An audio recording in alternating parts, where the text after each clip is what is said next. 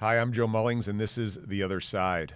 My guest today is Harel Gadot, who is company and group chairman of MEDX. And Harel is I would say, a entrepreneur, a founder, a prolific startup individual in the medtech industry. And he's going to be super interesting to chat with today because he has one foot in Israel, his homeland, and his other foot here in the United States, which I think he also calls his homeland. And he's joining us this morning from Boston, Massachusetts. Harel, thanks for joining us. Joe, thank you for having me. And first of all, I wish everybody good health and stay safe. Yeah, and I know you well, and I know you mean that sincerely from the bottom of your heart. Harel, what's going on right now in Boston? I've been watching some things this morning, and also in Israel. As everybody know, both in Boston and Israel, we're taking activities to minimize the exposure to probably once in a lifetime, hopefully, right? But at least from the history, we know that it's probably every 100 years. So we're taking the measurements to mitigate the risk for everybody. Here in Boston, schools are closed.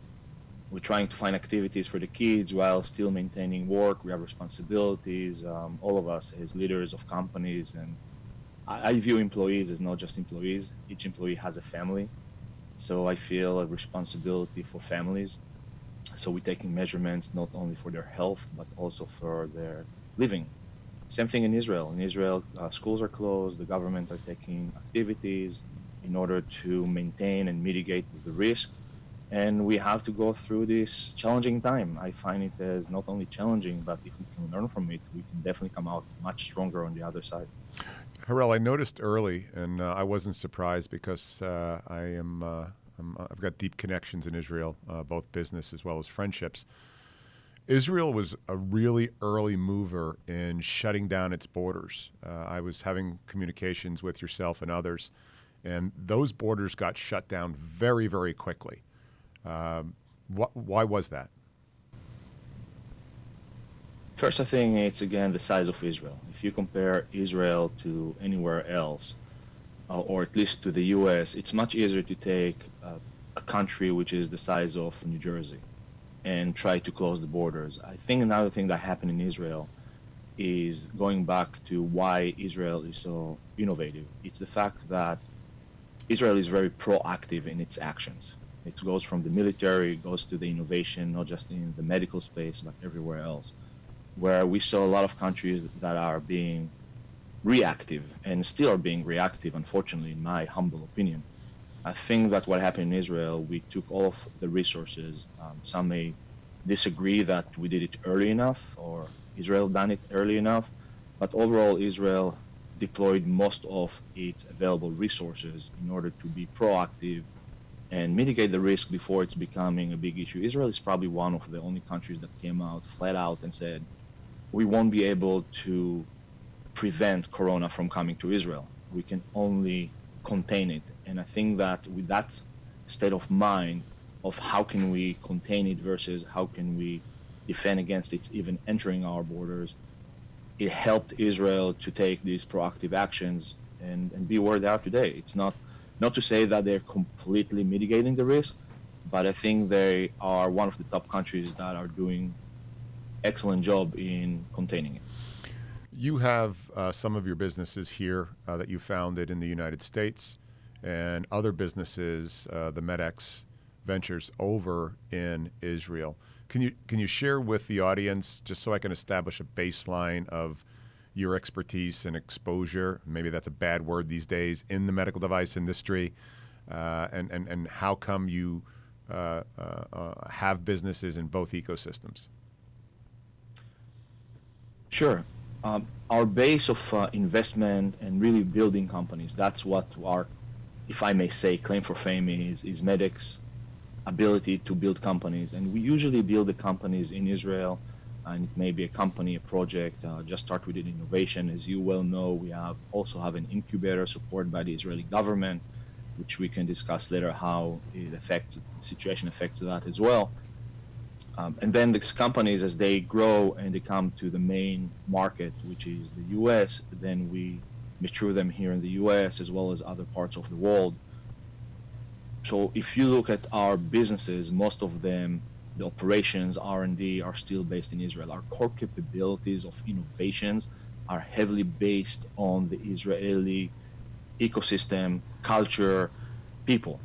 Where as we get into more the commercialization, the capital market phase, we are entering the US and we build our core capabilities here. If it's a public company, if it's still a private company that start either collaborations or sales in the US, and therefore we are back and forth between the US and Israel.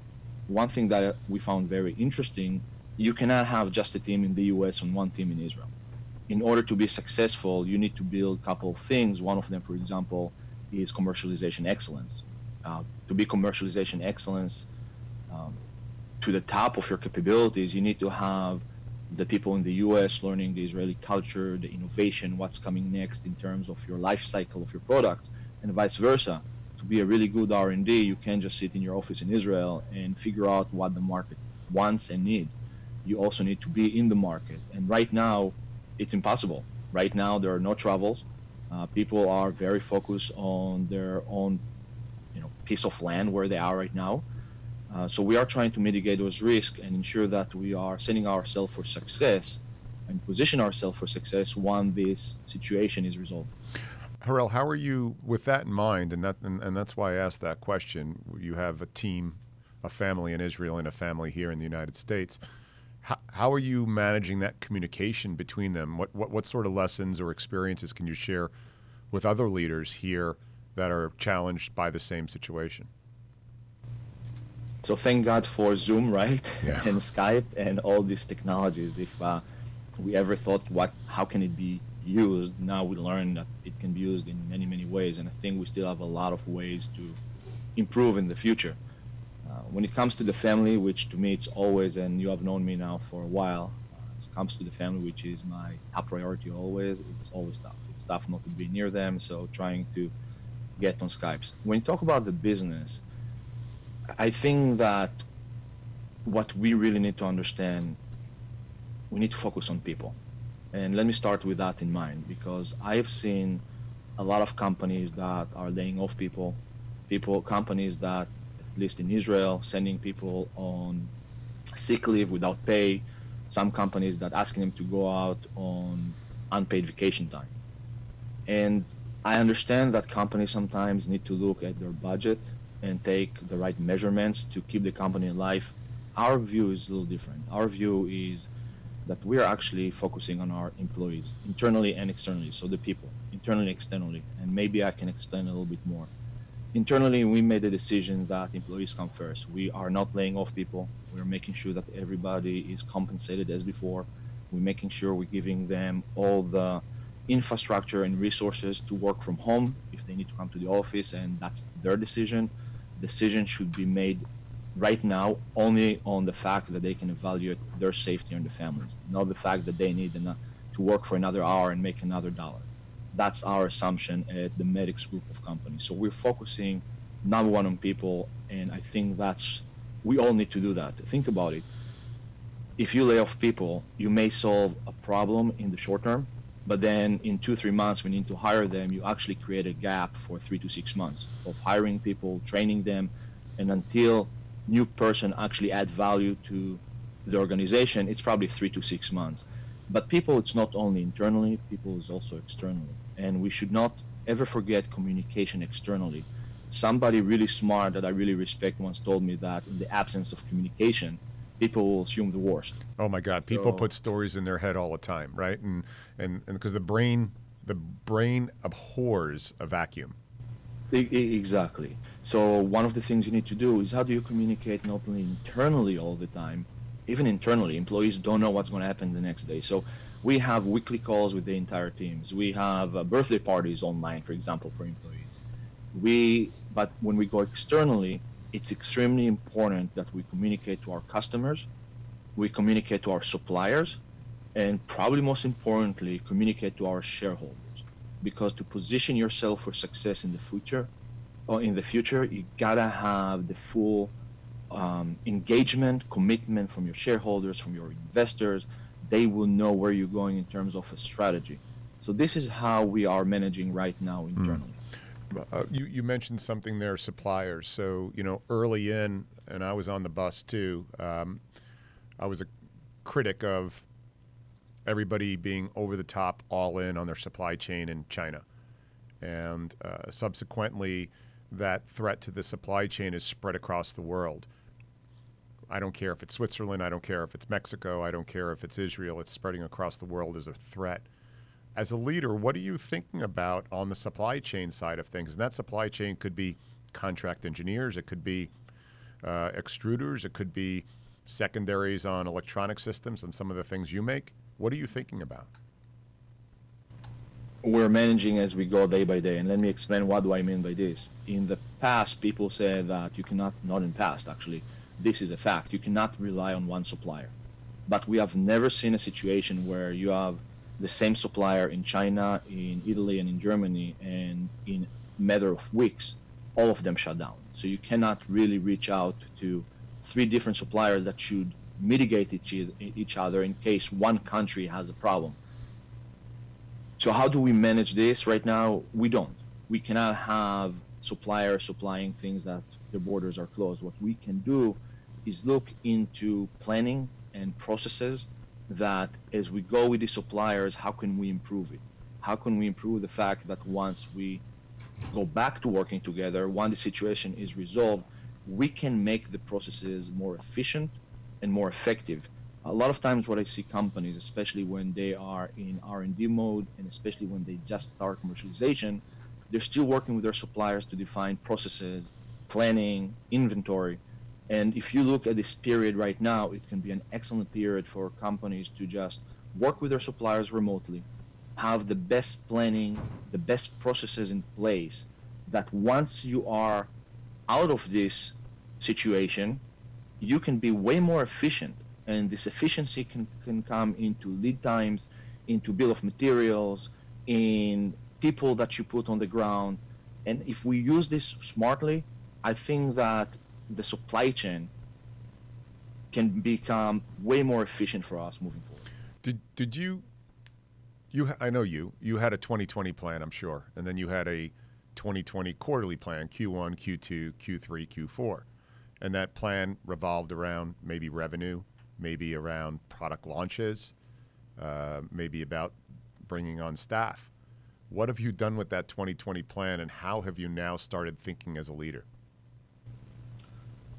It's a great question, and you're absolutely right. We called our strategy Vision 2020, just as you said. Vision 2020 is where everybody understood what needs to get done across our portfolio companies for the year 2020. And then things change. About 2 months ago, things change, and we start focusing more on, instead of going wide, going deep.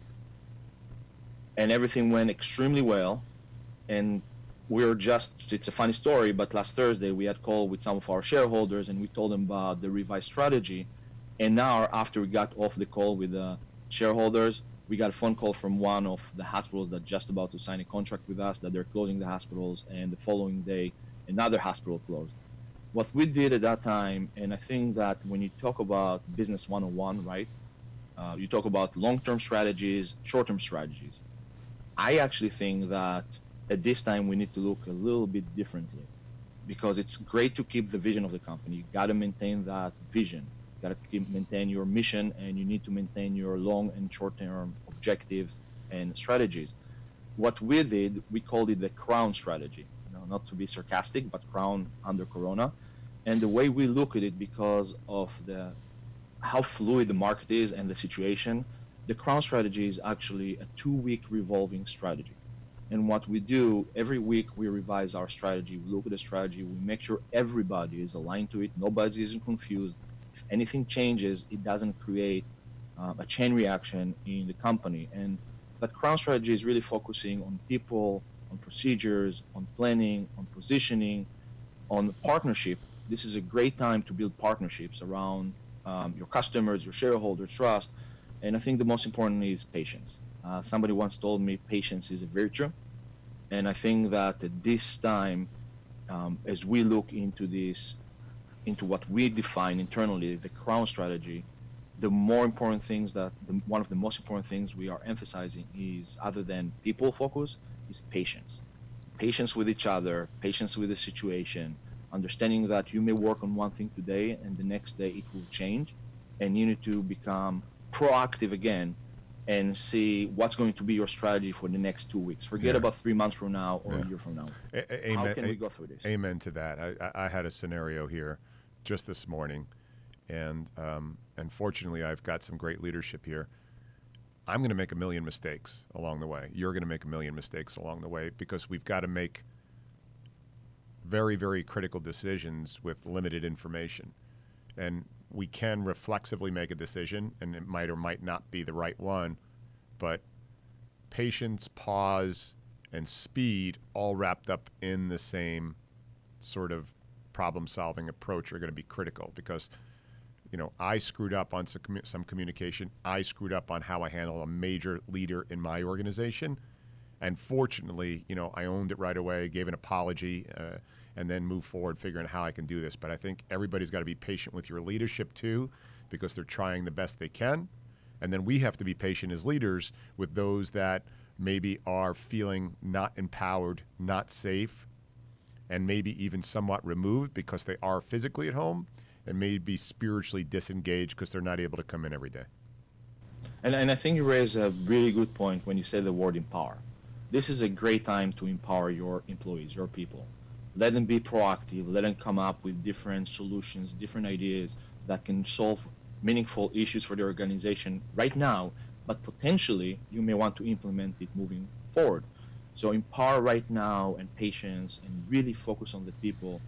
That's what will allow us, at least at MEDX, to position ourselves for success when the situation is over. One thing that we are, as the leadership team at MEDX, keep emphasizing the companies. This situation will be resolved. It's going to take 2 months or 6 months. The question is, if this situation is resolved in August, are you going to be back in February? Or are you going to do the right activities that come the resolution time for that, when it's all resolved in August, for example, and worst case, you are 30 days delayed? Give me an example of that, Harel, give me an example of what you mean by that, if you can give me some granularity on that. Absolutely. So we have a company who just started commercialization in the US. And as we're selling our products, everything slowed down dramatically. But things that we're putting together, for example, are patient brochures and patient communications. And our objective was to roll it out sometimes toward Q4, for example, of this year. Now, if you get everything ready right now, and you plan for that in advance, and you have the right people in place, you can actually, again, roll it out and launch it in Q4. However, if you only start working on it in August, and there's no reason why you cannot do patient brochures and patient communications tools online, right? As you work with people, you don't have to be in the same office to work on it. But if we get all the material ready, then if the situation resolves in August, we are still on target to launch it in Q4. Versus if we are starting to work on it in August, we will never be able to launch it in December or November or October. Another thing is all the planning, all the SOWs. How many people are so busy with their daily activities that just don't have the time to stop for 1 second and think about how can we make a process better? And if we can use this time to do it right now, then getting into the period where coronavirus will be over will allow you to, again, to be more efficient and effective, which will allow you to move much faster. Yeah, those are really good lessons for business people, even for personal at home. Tend to the things right now that you've been putting off. Don't use this as a time to go fetal, put your thumb in your mouth, and have an excuse not to get things done. And to your point, reshuffle that plan for 02 and I mean 2020 and maybe even beyond that, Harel. It sounds like what you're doing is you're pulling some of the things that were going to be on the horizon right to the front, and some things that are on the front that you can't control now pushing a little further out through the windshield, not quite to the horizon, and when the time is right, you'll capitalize on those.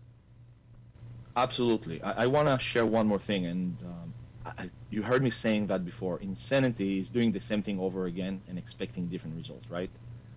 And I think this is time where we can all learn from each other. learn from the past. And let me give you one example. I've seen too many early stage companies who are going out to raise funds, and the way they approach fundraising is until my next meaningful milestone. So my valuation is going to be higher, and then I'm going to raise more money. And this meaningful milestone may be 12 months from now or 18 months from now. Now, guess what? Companies that work that way in a situation like today, they have zero chance to survive because they don't have the capital for the long term or the longer term in order to manage delays, manage situations like the coronavirus. This is why at MEDX, when we build companies, our investment and our strategy is always 36 months ahead. So we are looking into what's going to happen if there's going to be a delay. And therefore, because of our strategy of always looking 36 months ahead in terms of financial stability of our companies, regardless if it's a public company or a private company, what it allows us to do is really leverage our financial strength. And I'm really glad to say that all of our portfolio companies are in such a strong financial situation right now that we can actually look internally and decide what's good for the business in order to go through this crisis versus panic and see where do we need to raise money. It's not a good time to raise money, as people probably know that. And I think if we learn from that and we can implement it across more early stage companies, even more mature companies, that will take us a long way. Yeah. Yeah. I mean, very sage advice. Easy to say and hard to execute on, as you and I know. But there's a lot of people out there like yourself who are showing the way, and I appreciate that. Harel, can we come back to you periodically so you can share with us what's happening here in the U.S., what's happening in Israel, and in general, just other insights that you may have?